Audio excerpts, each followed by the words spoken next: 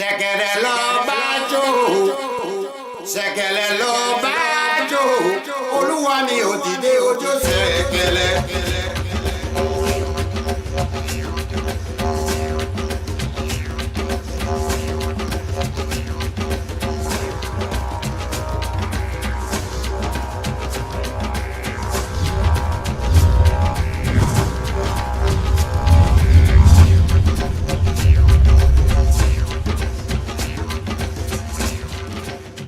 Welcome, everyone, to Theoryforge Chronicles. Thank you for joining us this lovely Friday night. I am, of course, Phantom X, joined, as always, by Diggs and the legendary Neurotoxin. How are you two gentlemen doing? Doing all right.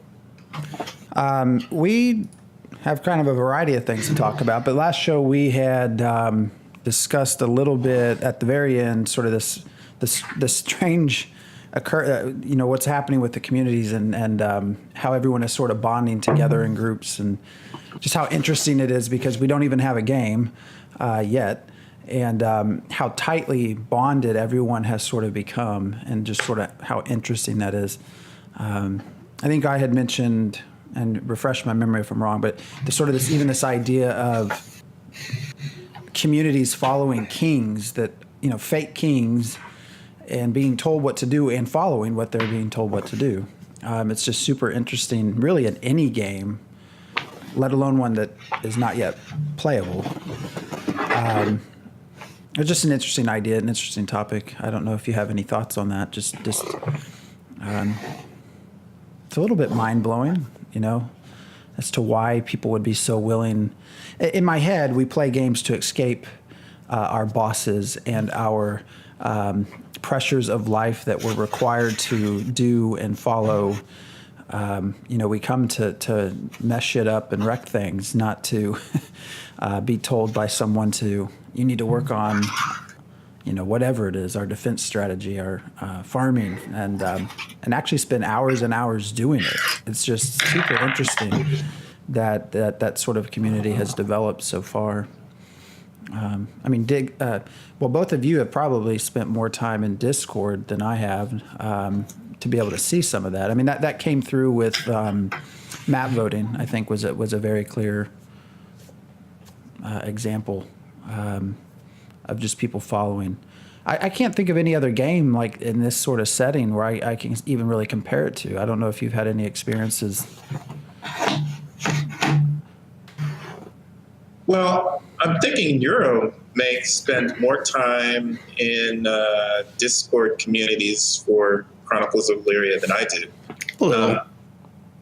I did have a discussion with someone who DM'd me after our last Chronicles of Elyria episode and was wondering why I'm not into the forums.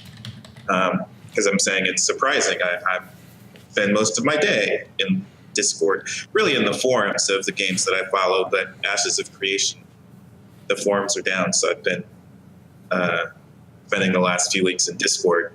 But it's surprising because I spend most of my day in forums, or quite a lot of my day in forums,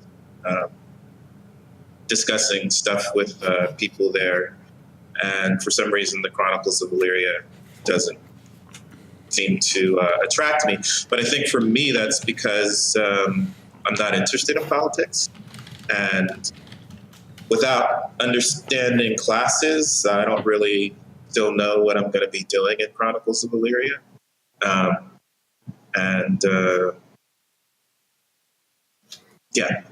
What are the things that people are bonding over right now that you see in Europe?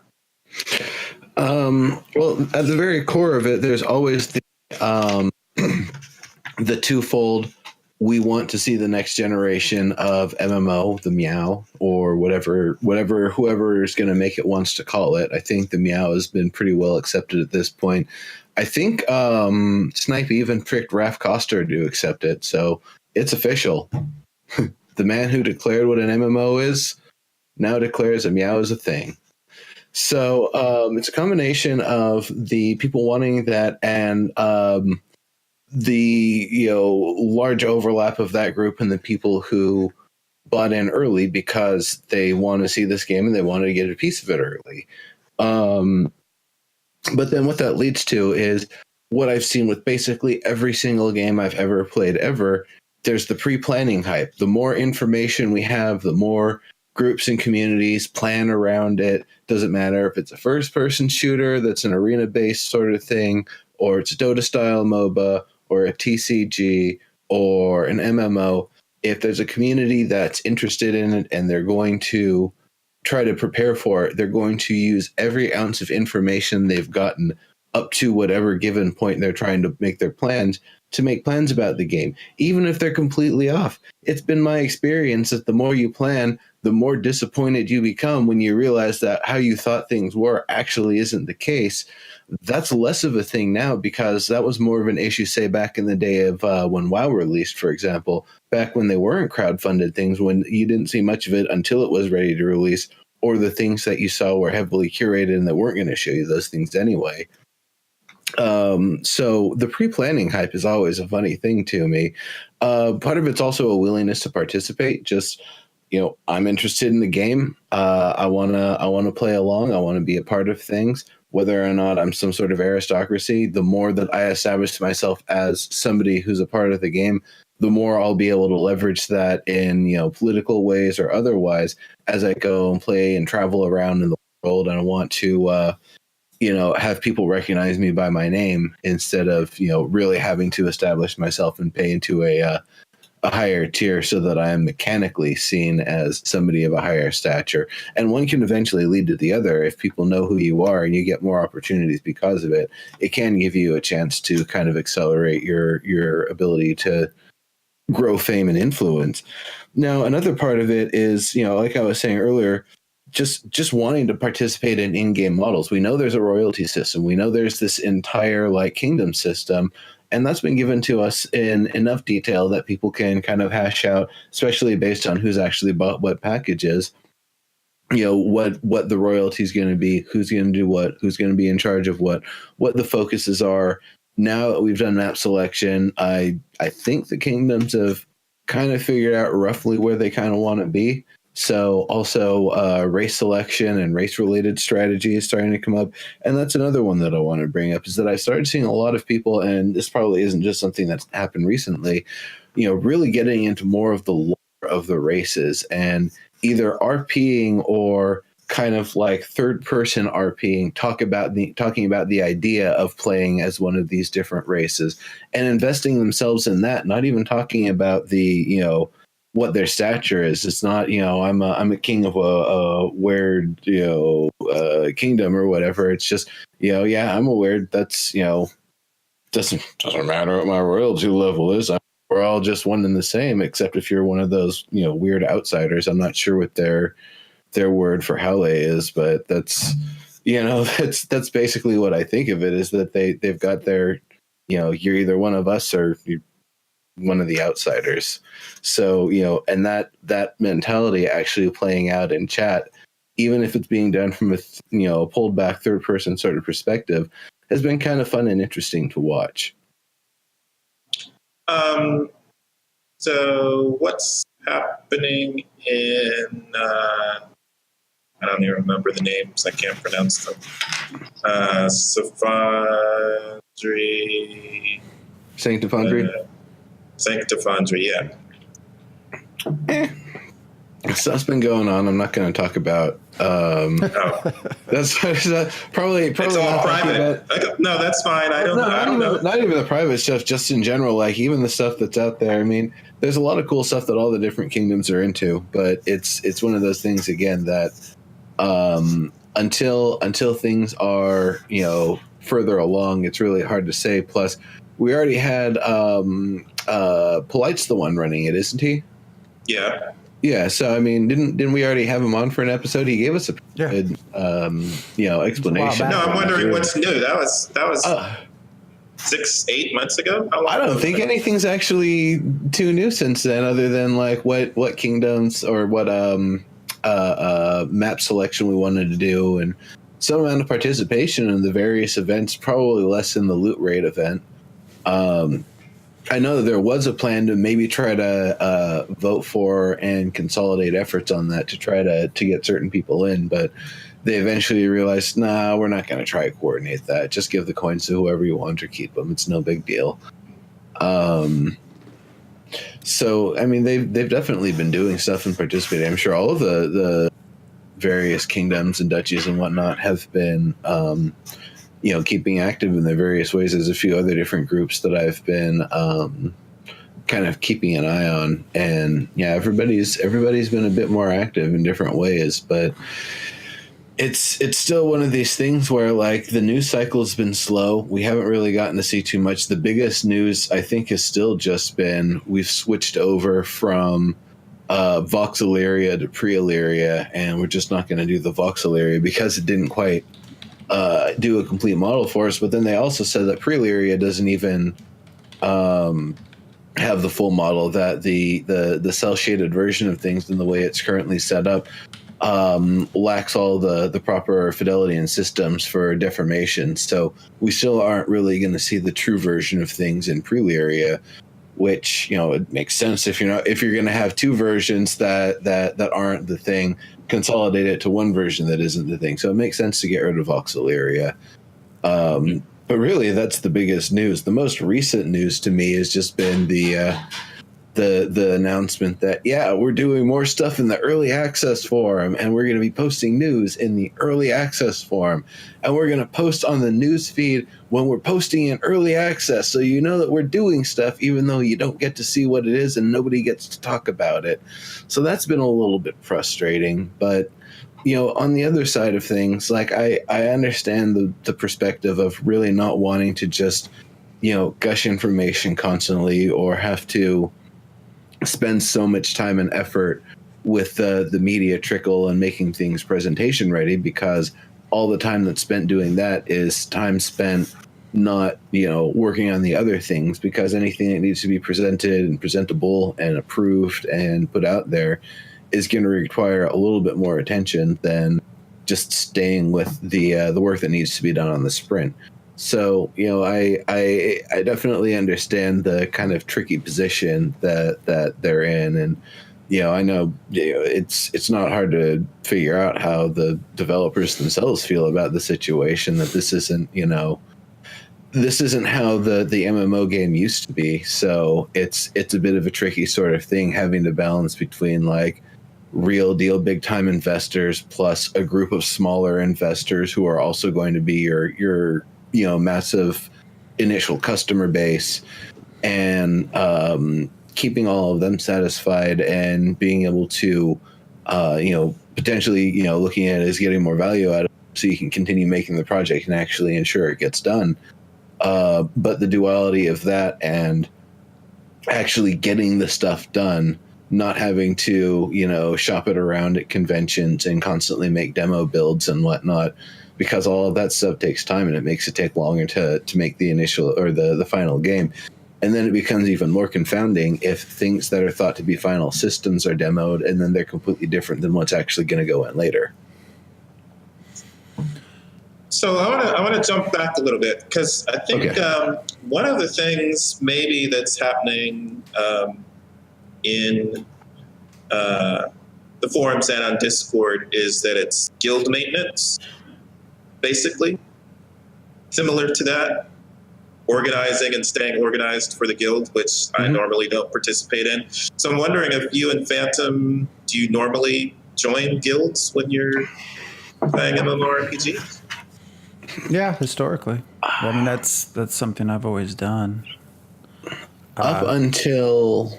Oh, go ahead. Continue. No, I would say not all. It's not 100% of the time, but for the most part, and that also just depends on what I'm trying to do as far as the game. So, yeah. For me, my standard was in any game that I played within 3 months, I was either an officer or the leader. Basically up until WoW, and then after WoW, I stopped being that intense about, helping be an informer and the shoulder for people to cry on and the glue holding the group together. And I just want to play the game. I've had my experience as a leader. I know how to support a leader. I don't need to do the leadership role anymore. So to that extent, like, you know, I'll participate in a group, and if somebody wants to do something coordinated, especially if it's part of one of the events they're doing, sure, I'll definitely see what they're doing, and, you know, likely participate if it's something worthwhile or doesn't screw me over in some way later on. But you know, it's Yeah, it seems like the way the way I've been participating with the community is really tangentially as the last couple of events have played out. I'm loosely associated with the revival people interested in Chronicles of Elyria. And yeah. if they ask for stuff, then, hey, help me with this, then I'll help that person with that. But if an event's not going on, and I don't know, it just seems like there's nothing to do. So if there's something to do and I can help them out, then I help them out. But it's such a loose organization, and it's not really based on a kingdom. It's really based on revival, which is kind of fascinating. So go ahead. I was going to say the other thing is, for me, there's very much a friends with everyone sort of interest, that there's no one specific group that I intend to just be with all the time. I intend to do a lot of traveling and just being more of a more of like a scholar bard sort. So, you know, bringing information and stuff with me and trading in knowledge and stories. So to that extent, being a part of a guild isn't really going to do much for me unless it's a guild that's actually ready and willing to, you know, support and is widespread enough to be able to help me with that. More likely than not, it's the role playing on the forums, like I already did a little bit, and you know, in Discord and stuff, really playing up the character that's going to open up all of the avenues and let me basically have the keys to anywhere I want. So do you think that will happen? Do you think it will be easier for you within the game if you do not belong to one group? Oh, hell yes. But that's because that's the character I'm playing, and that's the archetype I'm creating. I'm planning to lay it out in such a way that anybody who wants to kind of do the thing I'm trying to do will have the formula for it. And, you know, if they're cool enough and they want to do it, we can have our in-game yearly meetup or whatever to, you know, share maps and stories and timelines and everything. But I've already seen like incredible results just basically announcing that, hey, yeah, I'm going to be a cartographer and I'm going to be like writing maps and stories and everything everywhere. And if you want to be a part of it, then like you should probably be pretty accepting of my presence. Well, it's just interesting you say that, because really when you look at active people, everyone's trying, or for the most part, a lot of people are within groups. So there seems to be a need to be within a group. So I'm curious how you see it differently than everyone else. Because that's what we started off talking about, right? Everyone is following along a group, and sort of the why. And the first thing that does come to mind, as you mentioned, Diggs, is you know, guilds. That is something that is comparable.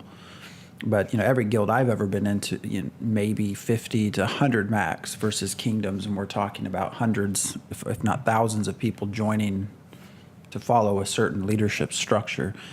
So I see that as sort of different than a guild. You know, in a guild, I feel like you come in there either you personally know the people and it's a small guild, or they are already doing things that you want to be a part of.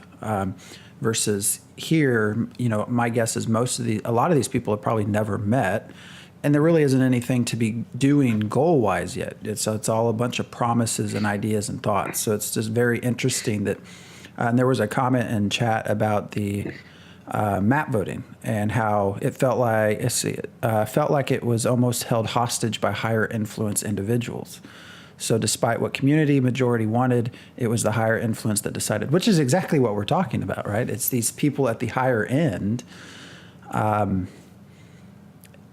Yet, I think when you look at the numbers, you could, you know, well, speaking of map voting in particular, the outstanding IP that was there, you could have easily, if you had the ability to, gone against the people that were above you. It would have taken a lot of work. It's just very interesting to me, just from a sort of a social perspective, why everyone is so willing to do this. And I agree with you too. There's probably an element of, you want their fame, their name to be known. Yet that won't be everyone. You're free to assassinate whoever you want. Yeah. So why are you following along? And I think part of that is there isn't a game to play. There is no way to stretch that boundary right now, right? I can't art role play killing the king right now. There's just no way to do that. People would kick me out, and he'd still be alive. So it's just interesting. I think a lot of it is too the fear of that. If, once we get to those stages of needing to be in a group, or else you're going to die. Especially because most, everyone at this point has paid money into, real money into something that they don't want to lose. I think that's a big part of why you see people joining together. Yeah, I mean, that makes sense. Yeah, I think for me though, like when I try and think of, because somebody was asking me in the DM, it's great that we don't have classes, so you can just be whatever you want, do whatever you want. And I'm thinking we've used in the past the notion of building a bridge, and bridges will need to be built, and how much that's going to cost. And sometimes I say, hey, I mean, if the bridge needs to be built, I might just build the bridge. Why do you have to make a contract to do that? If I have the skills for that, I just might build the bridge because I need to do my skills, and those are my skills. That's the role I have, because I'm used to playing my character according to its skills. But I don't know if I'm going to be good at building bridges in this game, if it's going to be easy enough that I'm going to enjoy doing it. I've got a healer's kit, or whatever the title is, that I got from Searing Plague. So I think at least one character is going to be a doctor of some kind, but I don't know how often there's going to be people for me to heal. I mean, I just don't know enough about the game to really understand what I'm going to do in it. You're going to have to travel, learn new. You could be. I'm an explorer, so I don't always be the healer be to traveling. the king. You just reminded me of people sitting around dead looking for res, buy res in the various games where that was a thing you had to do. Well, I think that might be part of it too. Is this is at least what's been presented to everyone. It's a very detailed, complex sort of game. So you're not going to be able to do everything yourself. So getting into groups that are somewhat similar in thought to what you're wanting to do. It's just really interesting. I mean, just the politics that are already behind it. Because as Neuro said, I'm not going to go in details of the kingdom, but just even when someone comes or leaves or comes or goes, just how political that is already, and how you want to make sure you don't offend somebody going to another group, so that day one you don't have a war already starting.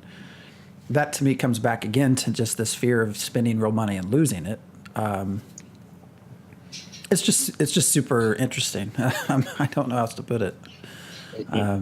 If I had been in any other game and had someone telling me, this is what you're going to do, you're going to do this, I would have a hard time following that. I just, if I have nothing to actually play, if I was in a World of Warcraft guild, which I've been in several, and had no voice, no say, I would have left. I mean, I would have find something else to do. But I would say the difference here is that the actual amount of duty required of anybody in WoW is significantly lower than what would be required of people here in COE, because there wasn't. I mean, maybe I'm not as experienced because I didn't play after vanilla, but I don't believe that there's entire kingdoms and counties and duchies and cities and stuff, and all of the people of all the different tiers running all of those within the game who actually have to, keep things moving and organized. Otherwise, things come to a grinding halt, or people leave, or you get sieged, you lose the place. So none of that exists in most MMOs. So just the ability for there to be that level of responsibility in a game, there's not many that have that. That's true. That paradigm even. I mean, in World of Warcraft, you're not competing for. The only thing you're competing for, I guess, would be resources for crafting. You're not competing for land. You're not competing for space. You're not competing for. You're not competing for anything to kill. I mean, you could make the argument of going out and getting ore and getting herbs and things like that. You are, but it's a shared, but it's a single player game with multiple. Oh, we could go on and on about that. But no, I agree. And again, it is what I was saying. Such a complex game. I think people see that I'm not going to be able to do everything. I'm going to try to get in with people similar minded that will be able to work together as a group. I still think everything's going to go to hell the first day, but somebody somewhere is going to get this idea. I'm going to go kill the king. I mean that is going to happen. That is going to. You make a face, Diggs, but I can't. I'm making the face because it's going to be. You make it sound like that's going to be a rarity almost. Like I'm thinking that. Well, yeah. Yeah, everybody's going to be. It's not going to be somebody's going to. You think it's basically just going to be like the Red Wedding from? Oh hell yeah! Time Everywhere. Is that basically what you're expecting? You give players the ability to do something like that, and they will. I constantly think back to the video of Lord British talking about Ultima Online and everyone killing off all the wildlife just because they could. Because he never explained, guys, if you kill all the wildlife, like they never had some divine intervention or anything to inform people. And you need to cut your chops on something. You need resources for the economy. You need to get your skills up. So, of course, everybody's going to kill everything. What the fuck were you going to expect? Well, and were we going to get our skills up above 50 by attacking each other? No. But see, that's still interesting because we have such structured groups. Why? I would bet money that is all going to fall apart in the first hour of the servers going live. So it's the servers are going to go down within the first hour. Yeah. And then everybody's going to talk about how terrible of a release it was and how they should have known better. And but we're talking about we're talking about exposition, remember, because by the time the game's gone live, everybody's already lost everything that they spent their money on, and everybody who is going to acquire them already has. Yeah, everybody's going to rage quit within 6 hours. And then we'll have plenty of time to wait for the servers to come back up because everybody will. Yeah.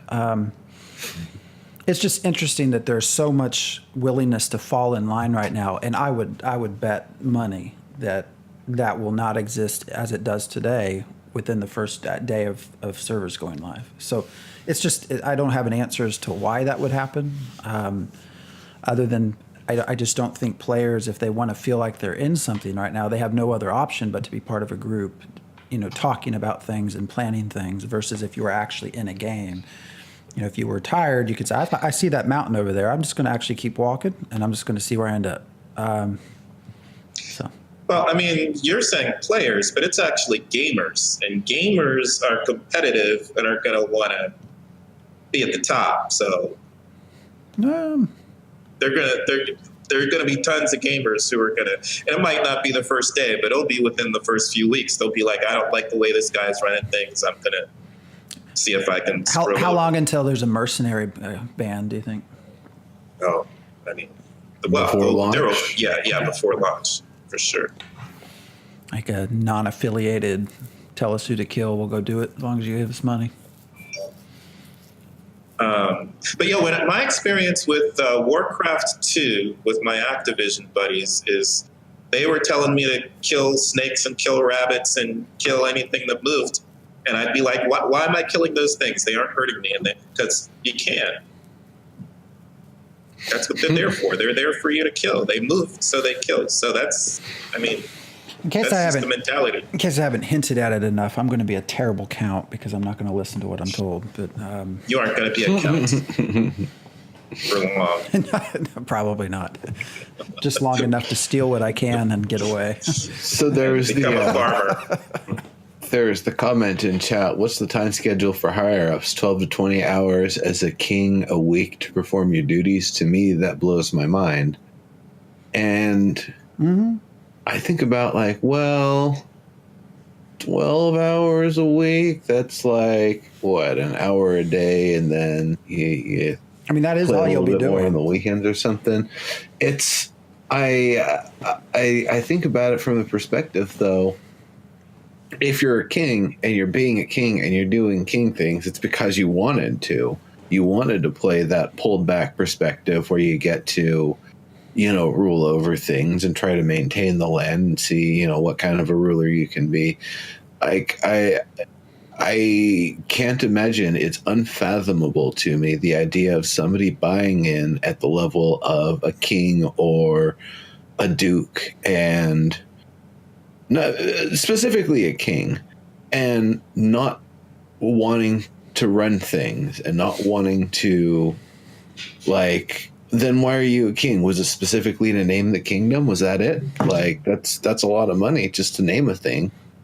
Right, but some of it is that we don't know how any of this is actually going to play out. I mean, all of it is, part of my fear is that all of this is so complex. We don't know how fun it's going to be. And when you have to come up with laws and then make sure that stuff gets built, and then also make sure that the laws are enforced and that the things actually do get built, and figure out how many taxes and all that stuff, I don't know. It might be more fun in our minds than it is actually in the game. So that's part of the interesting thing that we're going to have to see, is how fun everything is to actually do it. If we had a king on that, my two questions, what are you, and I don't know that they would even talk about it. What are you doing to prevent something like this from happening? Right? To continue leadership and structure into the actual world. And my second question would be: do you really think that that's going to happen?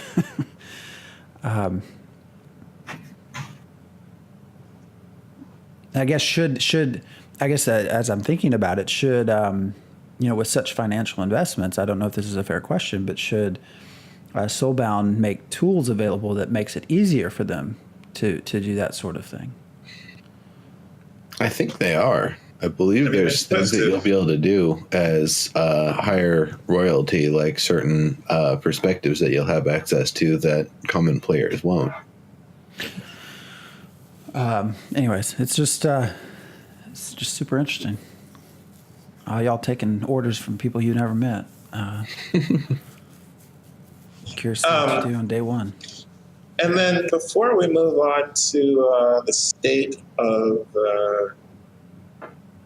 early access, paying for that, and what that makes us think we're entitled to, what are things, what information, because we're kind of talking about a lack of news, what news would you like to hear? Nothing if it's not meaningful. I know. What's the meaningful stuff to you? What are three things that you would like for them to share with us? I would be happy with an internal, sprint by sprint timeline of what they expect to do for releases and whatnot for pre-Elyria. That if I knew approximately what they, even broad strokes of approximately what they intended to achieve week by week, and all they did was mention every 2 weeks, what percent they completed each of the things and what new things that they've added, that would be great. That would be amazing. I would absolutely love, because even if it's just broad strokes, it gives us a chance to actually see the progression of things and what features are being done when. And on the other side, though, I don't know if I want that for everyone. I personally want that for me because as a developer, I can look at that data from the outside and get an idea from the broad strokes what the hell they're doing, or at least get a better idea. But people who haven't necessarily worked on games might not get the same information. They might just get frustrated. Oh, you looked at that, why isn't it finished? Blah, blah, blah.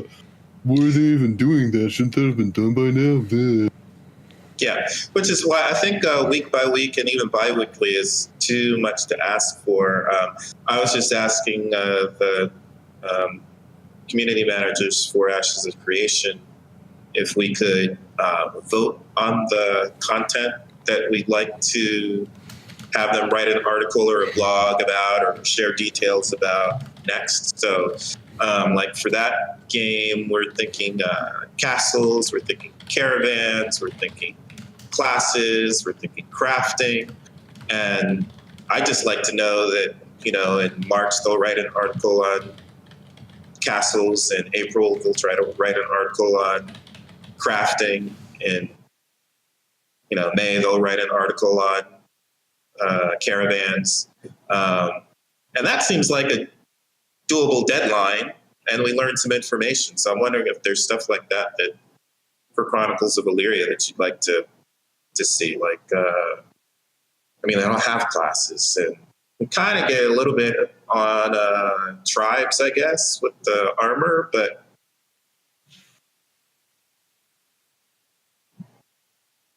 I don't know, do we want to know more about the horoscope system? Like what are the things that you guys are interested in learning about? What's meaningful to Phantom X?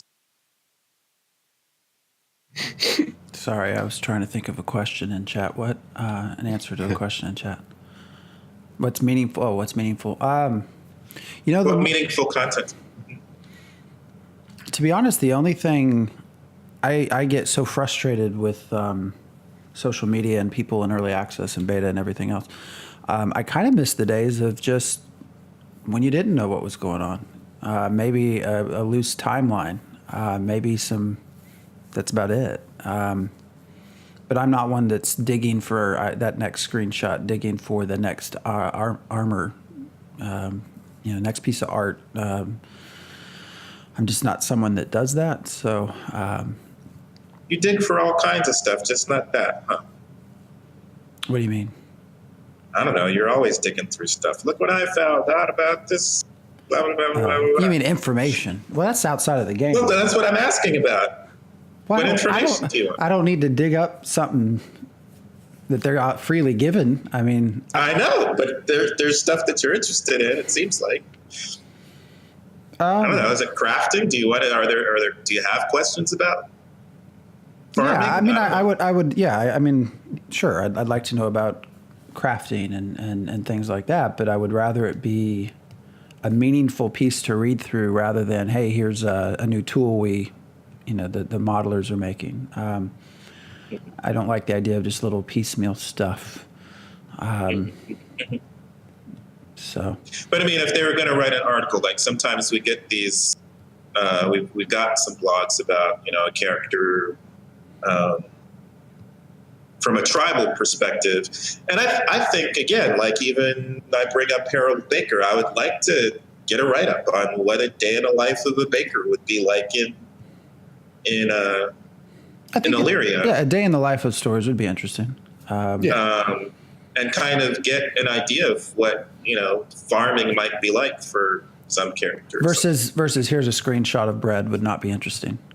Right. But it's one of those things that I have a feeling that the person who would be writing up the day in the life of is also one of the people that would be actually working on the system itself if they weren't writing. So I'd rather them work on the game if it comes down to those two. So I have a question for you guys, because this is what I was thinking about in chat, or I was trying to think of a response. So when did you first find out about early access forums? How long ago? 2 weeks ago. 2 weeks ago. I started learning that it had been being used more recently 2 weeks ago, but I guess when early access forums was going to be a thing and had first been mentioned, I had become aware of it then. I just kind of forgot about it. Okay, so you forgot about it. You, like me, didn't know about it until recently. I guess my if all three of us had sort of a lack of awareness, is that a me issue that I didn't know? Is that a I don't like Discord, so I that information that existed was put on Discord? Yeah, that might be it, because I saw on Discord, in the news channel on Discord, they've been mentioning updates in their early access forum. Yeah, because I hate this. We talked about that last show. I just can't stand Discord for information. Okay, I was just curious because it was sort of everyone else know, but I didn't know. I don't know. I feel like maybe there was. I don't even remember anything coming through in like a news. Like I was expecting, once I heard about it, that I might be able to find something in my email about it existing. Hey. Well, that's actually what I was thinking of. Is I don't remember being notified. Hey, here's your access to this. Maybe they shouldn't do that. I don't know. It would be nice. It's not something I would say, oh, you must tell me this, but I just didn't know that sort of thing. In other games that I'm in, early access stuff, or sort of the NDA sort of stuff, that it was a very clear, here's where you go, this is what you do. Don't talk about it. Yeah, we're hearing Terradin is saying that early access has been very quiet for a long time until recently. Yeah, and for like a year or so, if I'm not mistaken. that might be why. Maybe that's in response to some of the recent articles, is my assumption there, that we're not getting anything, us early backers. So okay, well, let's start using that channel more. It's kind of ignored the general community. That's harsh. See, Shots fired. I just don't agree with that. And what was the other thing that was said? That there's something else that hit me. Oh, yes, yeah, it was the beta a year ago. I bought the game before pre-order. Yeah, I don't remember. Okay. I just don't agree with that. It's just I don't know. There's a wonderful series of tweets that I think is very relevant to the idea of listening to the community, and I'm not sure I'm allowed to post the link here or not. I'm waiting I'm waiting for someone to say it's okay. It's just I think a very good perspective of when you're creating a game, the challenges of community, especially when you're crowdfunded. It's interesting. I don't know. I think we tend to forget this is a small group. They're trying to do a whole lot at once. I would bet if you looked at time and I bet the proportion of their attempt to engage with community, considering the size of their team, is probably much larger than much bigger groups that have, less people trying to engage. I don't know. I'm hearing Twitter is public, so go ahead and post away. Okay, I'll get it here.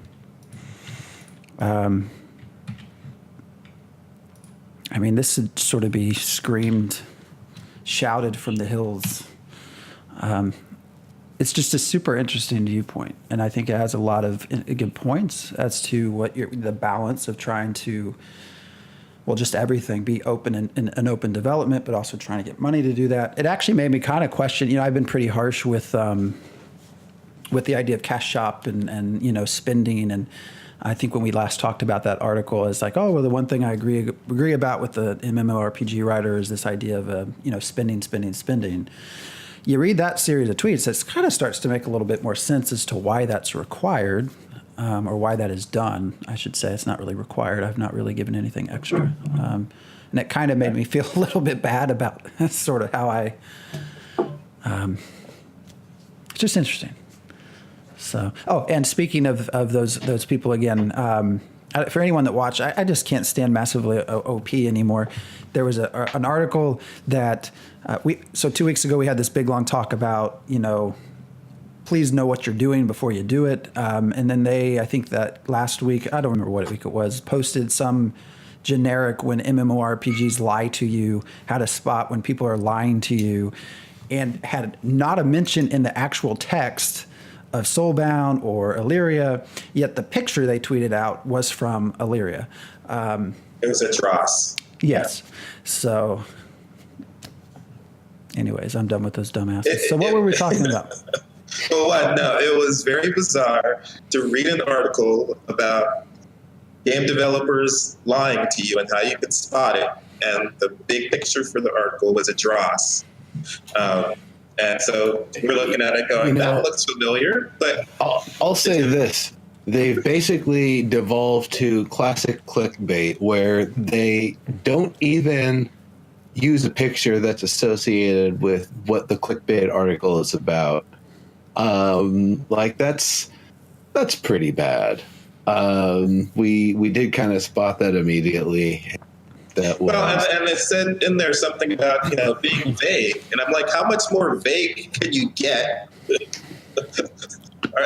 Seemingly calling somebody out for being a liar, but you won't mention them in the article. It's just and a week before, or 2 weeks before, you said they're most likely to fail. I mean, it's yeah. Anyways, what were we talking about? Well, I think we're talking about. Well, to me, some of what we're talking about is where we're at in terms of, especially indie companies who are moving away from the big publishers. They don't have the money.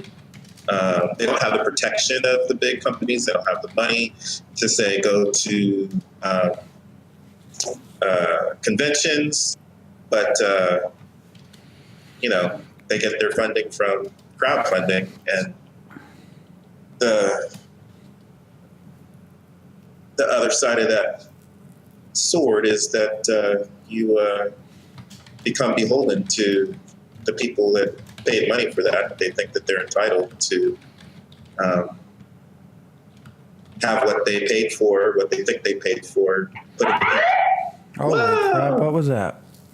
That's, hold on a second. That is. Oh, we got a fire alarm going. Fire alarm, yeah. Oh, wonderful. Last week you... I know. Oh, okay. I'm gonna, can I mute you? How do I? Yeah. Oh, he muted himself. That's wonderful. Yeah. I don't know. That article was pretty bad. It No, it's just dumb. This whole thing's dumb. Yeah, it's really disappointing, and it's one of those things where, like, now that we know that we can just kind of discount whatever they say, but it's just brush it off. What it is, it's garbage. What it is okay. Now I understand why they originally massively got shuttered, and you had to kickstart this thing. It's because you have no original opinions amongst you. All you do is wait for people to give you tips, and then you say, "Hey, look at this." Or you make up something that just doesn't make any sense. But that's right. That's not the back to this series of tweets. Yeah.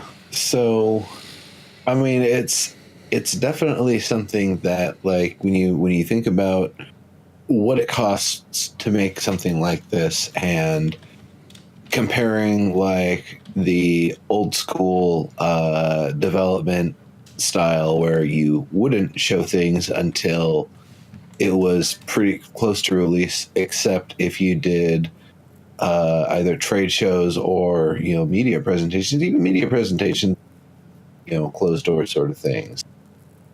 So it's I guess part of the issue is that where the state of games and investment and funding and stuff is. Well, one thing that I've been seeing more and more these days, just talking about the industry as a whole, is companies diversifying by investing in U.S. game companies. I've been seeing this happening from both Asia and Europe. In fact, the idea that in China, for example, there's certain limitations on how much you're allowed to earn money and charge people for a product because they've got, elements of a planned economy. So they have to diversify and find another way to make their money. That's why, like, was it a chicken company invested in one of the big games, Tencent and some of these other ones. Like, they're companies that are actually coming that are specifically for games too, like Tencent. But, it's one of those things where I'm sure for somebody trying to get a deal like that, oh, Warframe, that's right, that's the one with the chicken company. I knew it was one I was familiar with. It's one of those things where it's really hard to get that sort of investing on something that hasn't been proven. Dota style MOBA, sure, you could have gotten funding for those easily. Battle Royale games these days, you got one that's somewhat substantial. Some companies were waiting to invest in you. But trying to make a next-gen MMO, it's unproven. Nobody's had a successful model. And so it's hard to put money on something that hasn't been proven. And that's just kind of the reality of it. If they were going to make a conventional MMO, if that's what they had set out to do, first, they'd be done by now. Second, I'm sure that it'll get the investors and, all the marketing and all that stuff, and have had a big splash launch, and then the small trickle of people who remained after the original, that giant drop off of initial users or whatever, and that would have been that, and then maintain way. This is such a completely different beast that everybody wants to see it, but the people with the real money aren't willing to invest in it because they don't want to get burned. Especially, they saw EverQuest Next and Landmark and how that went down. They saw, Revival came so far, but then Ilphonic ran out of resources, and how that ended up having to shut down.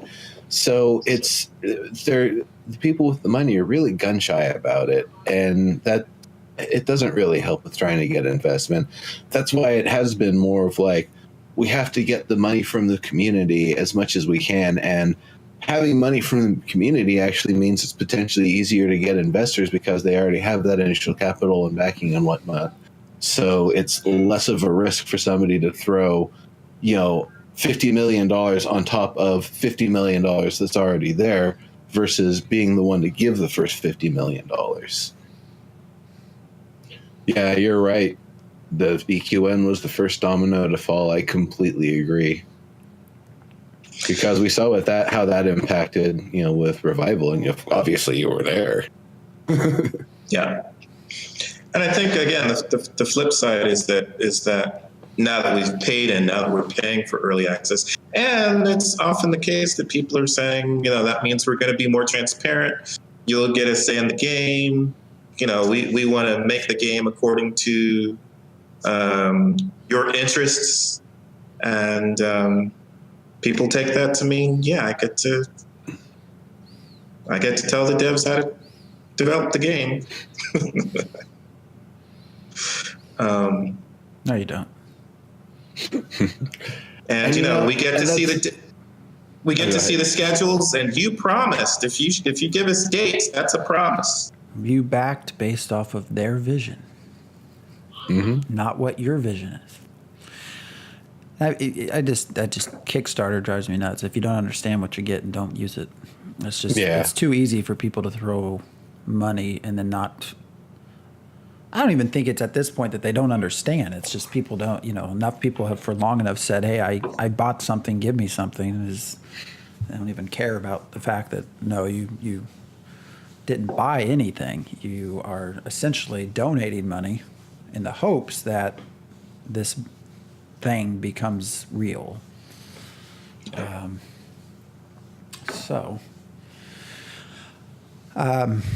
I do wonder, we talk about funding and everything. I wonder, and Snipe probably can't comment. I don't even know if you would know this, but the Crowfall model does interest me. Just how they started with Kickstarter, that sort of became, in my opinion, a springboard to create something that they could then show to investors, and then they did get more money out of that.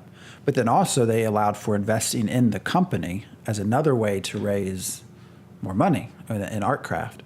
And again, my strong belief, I would not be surprised if Intrepid does the same thing.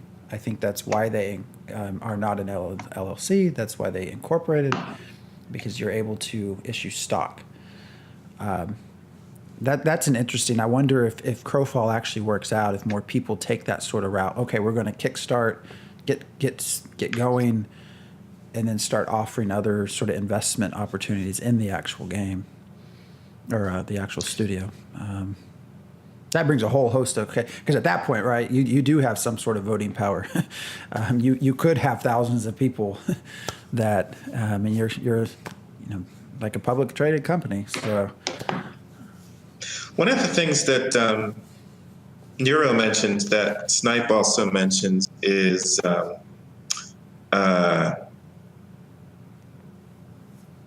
players thinking they want information that they might not actually really want.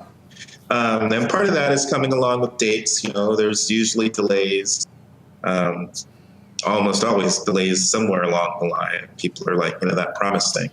But also it could be just things that, you thought you were going to be able to put in the game and you're not going to be able to put in the game, or even thinking about that in different spots. I mean, people might think they want to know that as early as possible, and they really don't. As Snipe Hunter said, a lot of development was behind doors back in the day. So we just didn't find out about it. And there's a reason for that, because there's a reason for that. So the question is, well, why is it not like that now? And a big part of that is funding. I mean, they're getting chunks of money from offering this service. Yeah. And here, I'll give a real life example of what a lack of updates might look like. The current project that I'm working on IRL at the company that builds, the lead engineer has been working on back-end stuff for literally the past month. There's been a couple of art commits from the art team, some necessary updates to some assets. But when I go into Perforce and pull the latest stuff for the latest build, it doesn't look any different because nothing's changed on the face than anything. In fact, I think most of what he's been doing is even working in a separate branch than the gameplay branch anyway. So when you look at something like that and you think about, there might not be anything to show. Like if they were doing a playable builds and stuff right now, it could be an entire month of just back-end stuff that you don't see anything. Square Peg, it is Unity. It's one of those things where I'm sitting there waiting to do QA. I want the next build so I can see what's broken and start fixing it, but we aren't even that far with it. So, there's always been other stuff for me to work on too, but it's one of those things, and that isn't all the time. There can be times when there's 5 new builds to test in a day, not near any release of any sort. It's just the nature of things. It's where the emphasis is. It's where the work is being worked on. It could be that a lot of what's being worked on is back end stuff that there isn't actually anything visual to show. And the only people that the stuff that they would show it would have any meaning to are people you don't want to, because you don't want to reveal your card to those people. Like, don't show me all the internal guts and scripts and how everything's working, like, or anybody who has that level of technical acumen, because that's the stuff that's going to open doors for problems later on, because people actually know the inner workings of the systems and can mess with it. But yeah, it's just, I kind of said in chat earlier, all I'd love to see, broad strokes, just give me progress bars. Just give me a progress bar of something that's being worked on and how much is updated, every 2 weeks. I don't even care if they're accurate. You could literally just increment them 5% every week if they haven't had any work, and I'd still be happy. People are satisfied by progress bars. I'm not going to lie. Like, even knowing that it's a trick, I'm fine. Just give me something. Trick me. I'm fine with that. Seriously. I'm not being sarcastic. Yeah, no, I think every 2 weeks is a little much, and I don't know if I mean, for just people who are in development, I get it, but I don't know if that's the scale that we should be promising people who are not developers. So for me, it seems like once a month is, give it some kind of update at least once a month. Yeah.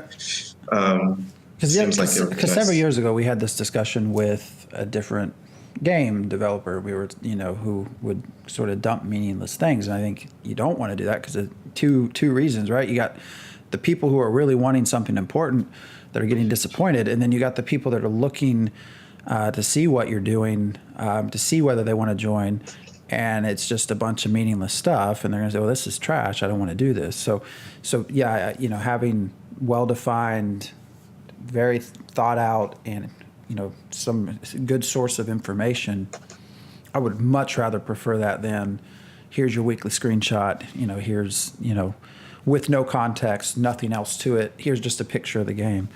I mean, it's nice to know progress is being made, but is there still a fire alarm going on?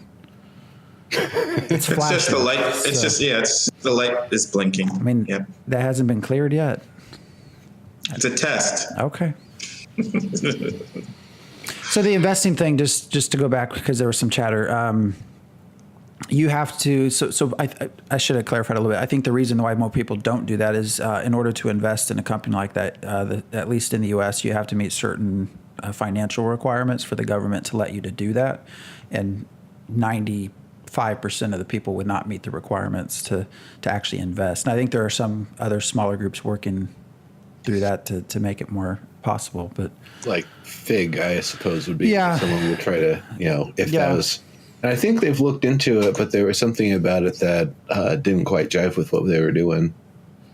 Yeah, I mean, so there are people that, but that's part of the reason, obviously, why. But it's also one of the reasons why it's so interesting that the Artcraft was sort of successful with that, is they found a large enough group of people to do that.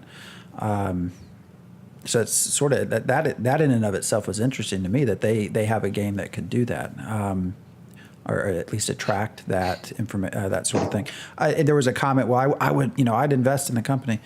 You obviously have to be very careful about that. I probably am someone, I would rather invest in a company than invest in, well, not invest, but buy something that I don't have, that's not tangible to me, some skin or some item. And I actually would have with Artcraft, except they pissed me off when I, could have got a Kickstarter package and part of the company for the same price, and whatever. So we're talking about EA in chat, huh? Didn't I say? What did I say about EA before we went on? This is kind of funny because we were talking about how everyone was complaining how terrible EA was, and how now they have Anthem, which I guess part of why people were complaining was Anthem to begin with, but. Apex Legends. And look, it's in chat. It's everywhere. EA sucks. Everybody sucks now. EA would be great if they actually used their clout and leverage to, say, break through all of the bogus crap that college athletes have to deal with so they can actually be paid for their likeness being used in games, and actually pay them for their likeness being used in games. If EA did that, I absolutely do not care what they do with their games. They could release Poop Farm Simulator 23 tomorrow, and I wouldn't care, because they're actually doing some good with the assets that they have. Other than that, if they're not doing good with the assets that they have and actually kind of maybe, doing some harm with them, they have to put out good games and do it solid. And I don't know. They've had their ups and downs. They're a game company. I mean, you don't exist as long as they've existed and be a terrible company. So, Gorpeg, the Peggle 2 announcement. I just thought that's funny because we were actually kind of talking about that before, and there it is. Which I am looking forward to Anthem, and I actually have Apex downloaded, even though I don't typically play Battlegrounds. But from what I've read, it has a lot of interesting qualities to it. So we are actually over our time. So is there anything else you want to mention, talk about? Nope. No, just the parting thought that it's kind of funny that the namesake for which Fig got its name got sold like a couple of years ago, and I don't believe it's called the Figaro anymore. So. Oh, well. All right. Well, everyone, thank you for joining us. Have a wonderful weekend. As always, we'll be back next week with the Ashes show and in 2 weeks with this show. So, while we are in sort of these spells of not having a lot to talk about, certainly if there are things y'all want us to talk about, just let us know. Send us a message. Even if it's only loosely related to Elyria. So, everyone have a good weekend. Thank you. Yeah. Adios, folks.